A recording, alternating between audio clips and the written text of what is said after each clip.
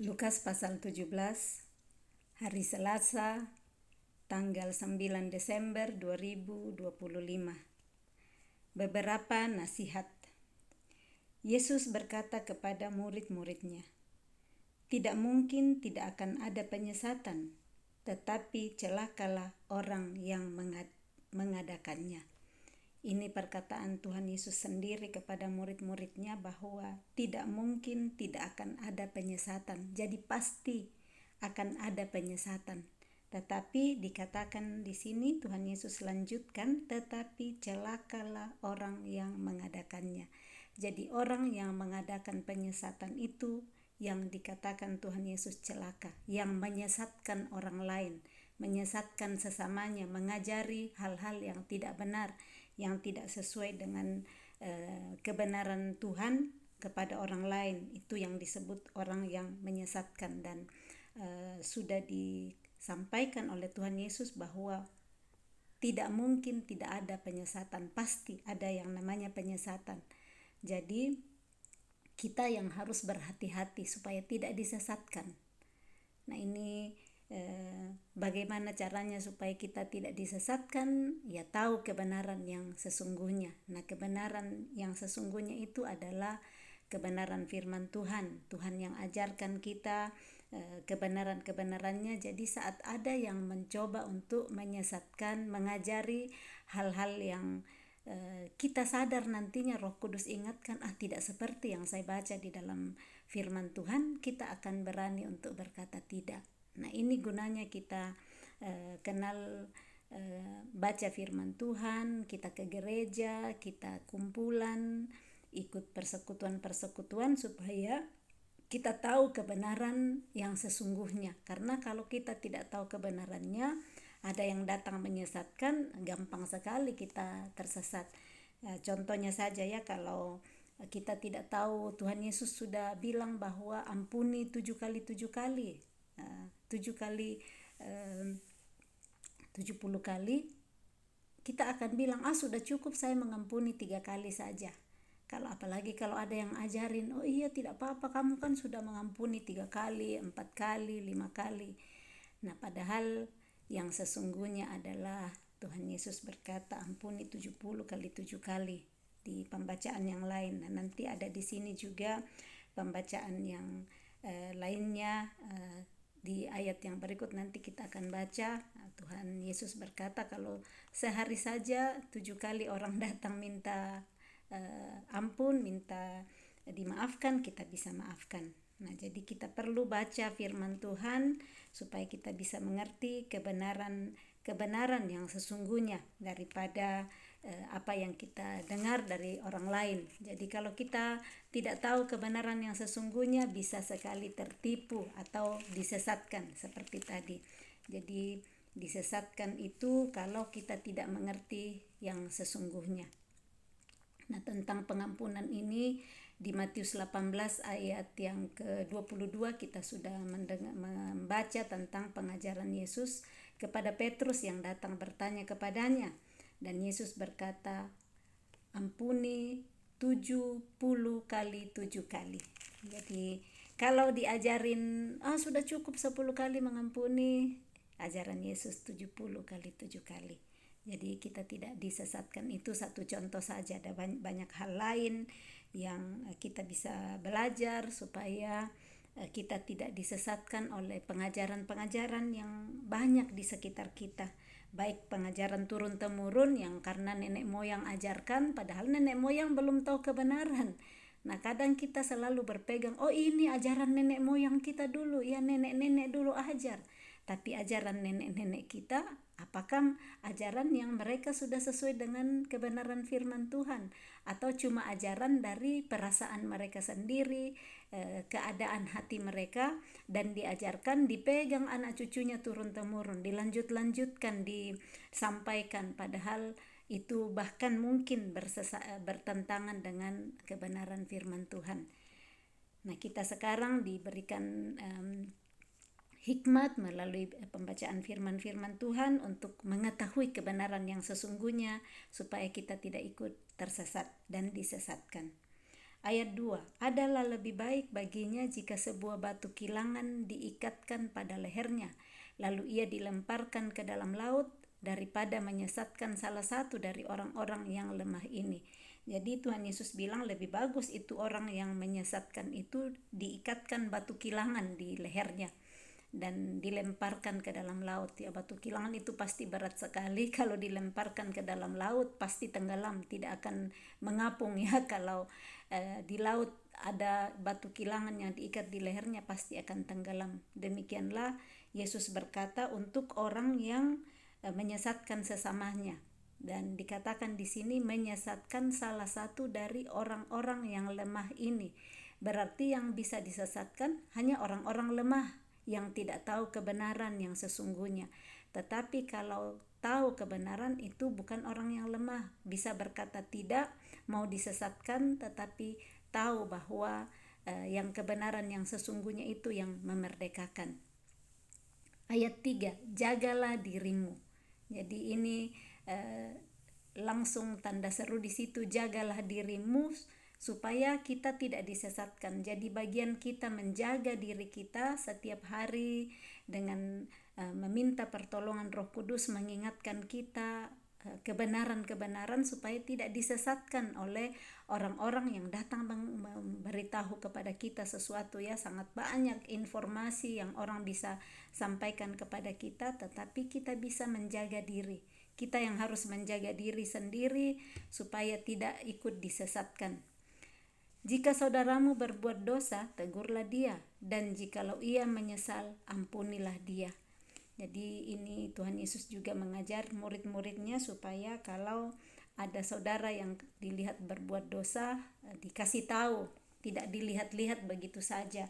Jadi kalau kita sudah kasih tahu, dikatakan di sini tegurlah dia, dan jika ia menyesal diampuni. Jadi jangan ditolak terus saudara yang sudah mungkin pernah berbuat dosa, mungkin pernah berbohong, pernah mencuri, atau pernah melakukan hal yang menyakiti hati kita. Dan kalau dia diberitahu bahwa kamu melakukan hal yang tidak sesuai dengan kehendak Tuhan dan dia mau untuk bertobat, kita bisa ampuni. Jadi jangan ditolak sesama yang mau untuk berbalik, yang menyesal dari apa yang sudah dilakukannya sebelumnya.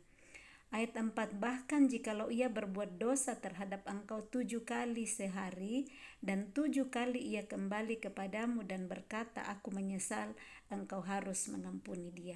Jadi ini 7 kali dalam sehari.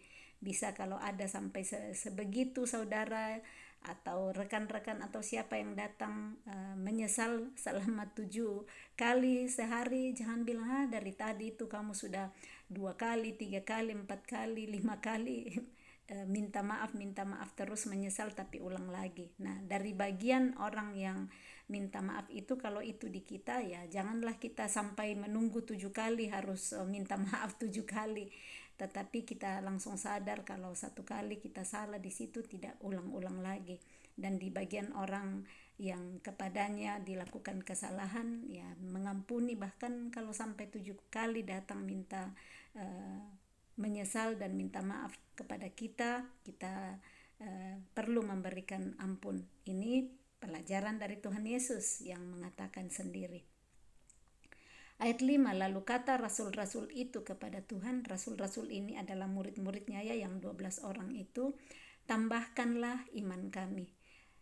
Ini iman ternyata mau, murid-muridnya mau untuk ditambahkan imannya supaya bisa mengampuni sampai 7 kali sehari.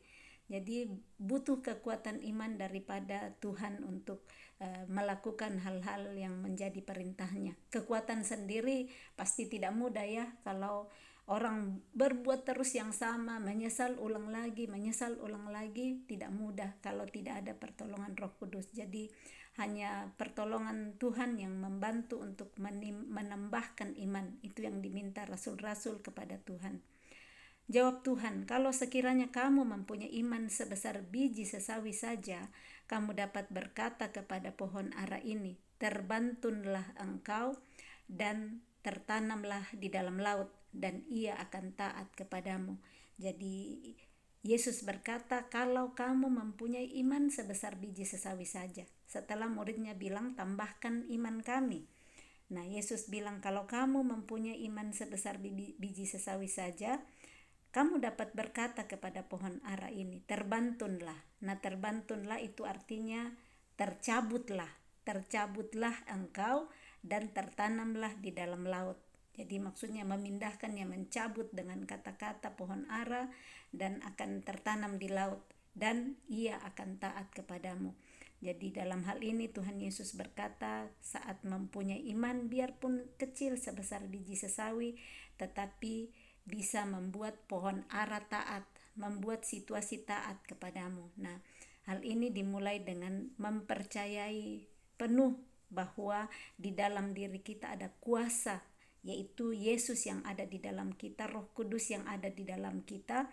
Saat kita mempercayai itu sebesar biji sesawi saja, kita bisa berkata-kata dengan kuasa. Ini berkata kepada pohon ara, tercabutlah engkau dan tertanam di dalam laut, itu adalah kuasa, dan dikatakan ia akan taat kepadamu. Jadi kuasa yang Tuhan Yesus berikan di dalam diri seseorang yang percaya kepadanya, karena saat kita menerima Dia sebagai Tuhan dan Juru Selamat kita, dan kita percaya bahwa Dia sanggup melakukan perkara-perkara yang besar yang tidak terpikirkan oleh kita. Saat kita mempercayai Dia dan melalui mulut kita, melalui iman kita, kita bisa memperkatakan hal-hal yang baik seperti ini, dan itu akan taat kepadamu, kata Tuhan Yesus ya. Pohon ara akan taat kepada kita. Jadi mari kita terus mempercayai dengan iman. Kaki saya sakit, saya perkatakan dengan iman, kakiku sehat, lututku kuat, lututku sembuh, tanganku sehat, kakiku kuat. Jadi kita perkatakan terus dengan iman. Iman sambil ya pasti ditolong dengan obat-obat yang kita makan kalau perlu, atau kita lagi kurang semangat, aku semangat, hai jiwaku bangkit lagi, semangat lagi. Nah, jiwa kita akan taat kepada kita saat kita memperkatakan dengan iman. Perikop yang berikut, tuan dan hamba. Siapa di antara kamu yang mempunyai seorang hamba yang membajak atau menggembalakan ternak baginya, akan berkata kepada hamba itu setelah ia pulang dari ladang, mari segera makan. Bukankah sebaliknya ia akan berkata kepada hamba itu, sediakanlah makananku, ikatlah pinggangmu dan layanilah aku sampai selesai aku makan dan minum. Dan sesudah itu engkau boleh makan dan minum. Adakah ia berterima kasih kepada hamba itu karena hamba itu telah melakukan apa yang ditugaskan kepadanya? Demikian jugalah kamu. Apabila kamu melakukan segala sesuatu yang ditugaskan kepadamu, hendaklah kamu berkata, kami adalah hamba-hamba yang tidak berguna. Kami hanya melakukan apa yang kami harus lakukan. Jadi kita lihat di dalam kehidupan sehari-hari ya, orang-orang yang mempunyai asisten rumah tangga.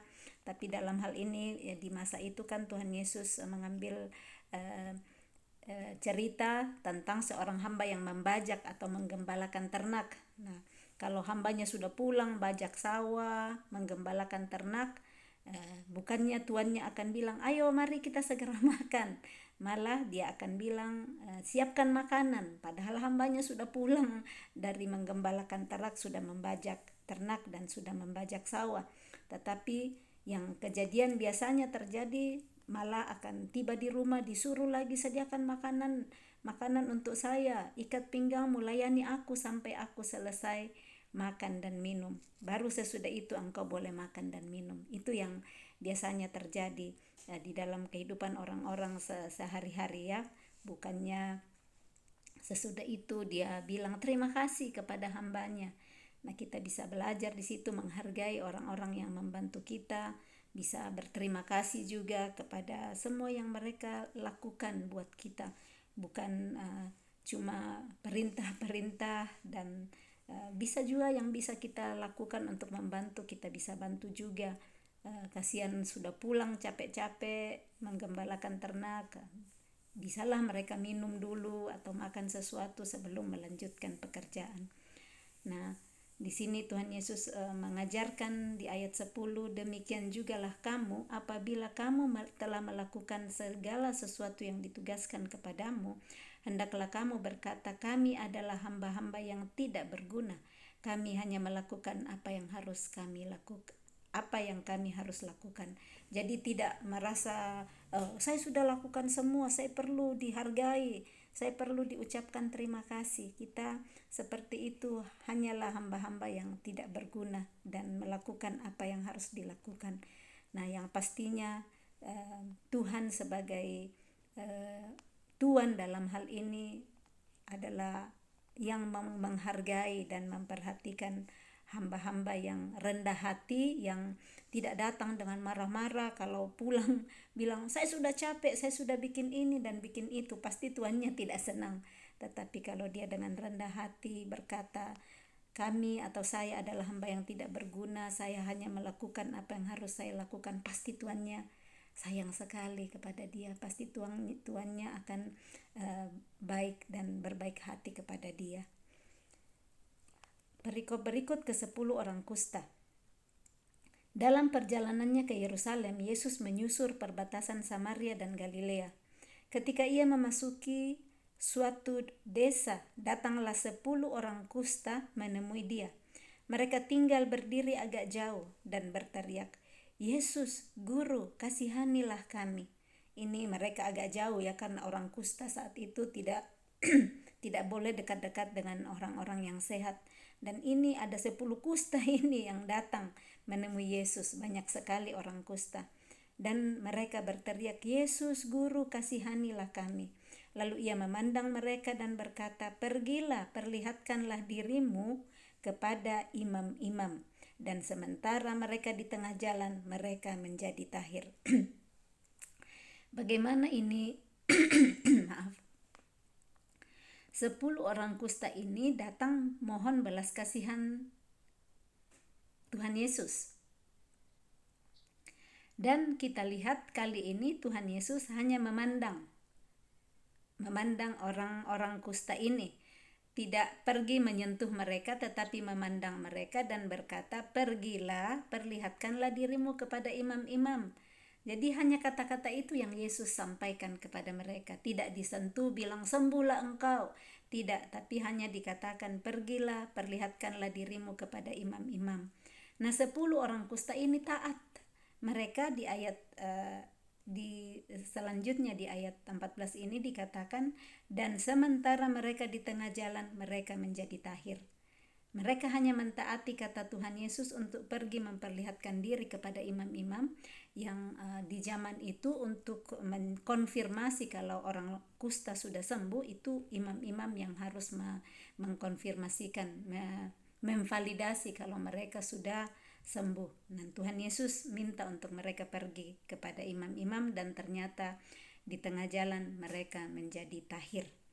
Ayat 15, seorang dari mereka ketika melihat bahwa ia telah sembuh, kembali sambil memuliakan Allah dengan suara nyaring, lalu tersungkur di depan kaki Yesus dan mengucap syukur kepadanya.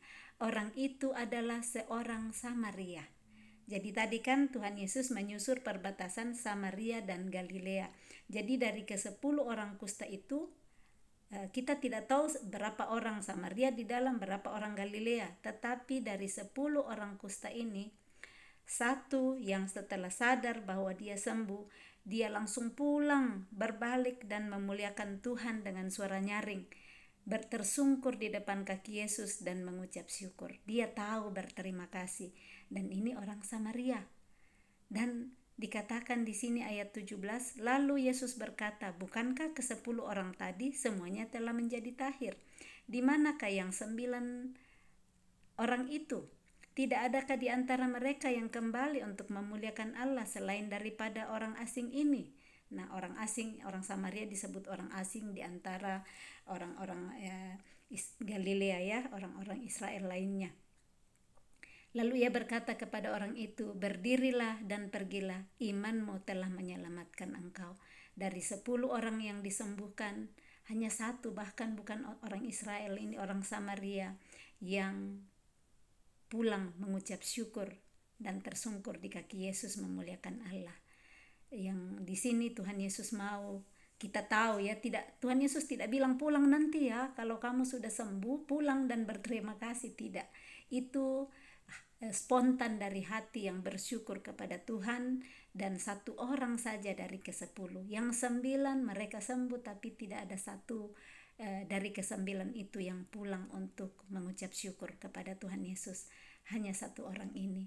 Dan Yesus berkata, berdirilah dan pergilah, imanmu telah menyelamatkan engkau. Dia selamat, bukan hanya sembuh kustanya, tetapi jiwanya juga diselamatkan oleh Tuhan Yesus karena ucapan syukur. Dia tahu berterima kasih kepada Tuhan. Nah, begitu banyak hal yang Tuhan Yesus kerjakan, Bapa kerjakan dalam hidup kita, baik kita tahu untuk bersyukur dan berterima kasih untuk hal-hal sekecil apapun yang Tuhan lakukan di dalam kehidupan kita. Perikop berikut, kedatangan kerajaan Allah. Atas pertanyaan orang-orang Farisi, apabila kerajaan Allah akan datang, Yesus menjawab, katanya, kerajaan Allah datang tanpa tanda-tanda lahiriah. Juga orang tidak dapat mengatakan, lihat ia ada di sini atau ia ada di sana, sebab sesungguhnya kerajaan Allah ada di antara kamu. Jadi Tuhan Yesus berkata bahwa kerajaan Allah itu ada di antara kamu saat orang-orang hidup sesuai dengan standar-standar kerajaan surga, saling mengasihi, saling mengampuni, beriman, tahu bersyukur, tahu berterima kasih. Ternyata disitulah kerajaan Allah sudah ada di antara kamu. Dan ia berkata kepada murid-muridnya, akan datang waktunya kamu ingin melihat satu daripada hari-hari anak manusia itu, dan kamu tidak akan melihatnya. Dan orang akan berkata kepada kamu, lihat ia ada di sana, lihat ia ada di sini, jangan kamu pergi ke situ, jangan kamu ikut. Sebab sama seperti kilat memancar dari ujung langit yang satu ke ujung langit yang lain, demikian pula lah kelak halnya anak manusia pada hari kedatangannya. Tetapi ia harus menanggung banyak penderitaan dahulu dan ditolak oleh angkatan ini. Dan sama seperti terjadi pada zaman Nuh, demikian pula lah halnya kelak pada hari-hari anak manusia.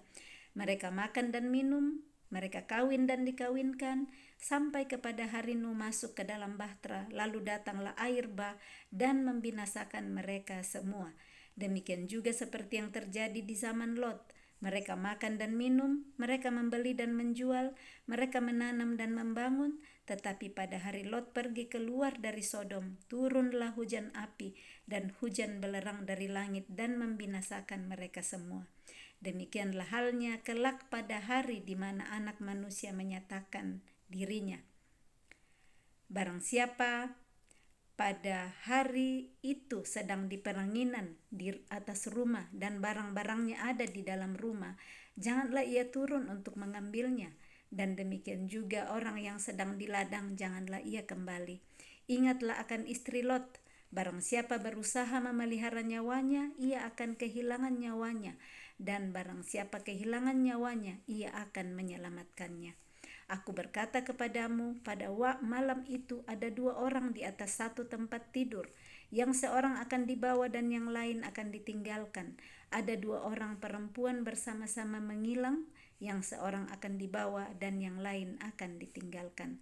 Kalau ada 2 orang di ladang, yang seorang akan dibawa dan yang lain akan ditinggalkan. Kata mereka kepada Yesus, di mana Tuhan? Katanya kepada mereka, di mana ada mayat, di situ berkerumun burung nazar.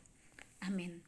Nah, di perikop kedatangan kerajaan Allah ini, orang-orang Farisi yang datang bertanya kepada Yesus, mereka bertanya, apabila kerajaan Allah akan datang? Ya, seperti bilang, kapan kerajaan Allah akan datang? Nah, ini Tuhan Yesus yang menjawab, katanya, kerajaan Allah datang tanpa tanda-tanda lahiriah. Juga orang tidak dapat mengatakan, lihat ia ada di sini atau ia ada di sana, sebab sesungguhnya kerajaan Allah ada di antara kamu. Jadi Tuhan Yesus sesudahnya mengangkat, ya, mengingatkan tentang kisah Nuh dulu, kisah Nuh, kisah Lot, bagaimana Nuh pada zaman itu yang Tuhan minta untuk membuat bahtera di atas gunung, ya, pegunungan Ararat di situ, yang dimana nantinya perahunya Nuh tersandar kembali.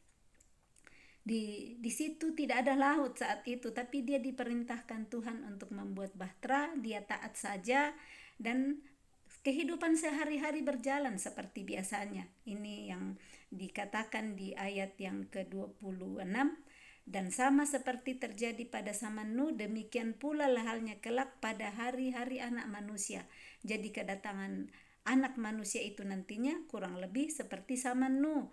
Mereka makan minum seperti keadaan biasa setiap hari. Orang pergi kerja, orang makan minum, kawin mengawinkan, sampai pada hari Tuhan menyuruh Nuh masuk ke dalam bahtera dan datang air bah membinasakan semua. Jadi kita intinya perlu berjaga-jaga setiap hari, karena kita tidak tahu kapan waktunya anak manusia datang. Seperti waktu air bah datang, orang-orang yang menertawakan Nuh, bikin perahu dan tidak ada air. Tetapi Nuh taat untuk melakukan perintah Tuhan. Nah, kita juga perlu untuk berjaga-jaga, taat setiap hari melakukan perintah Tuhan, karena kita tidak pernah tahu kapan waktunya tiba.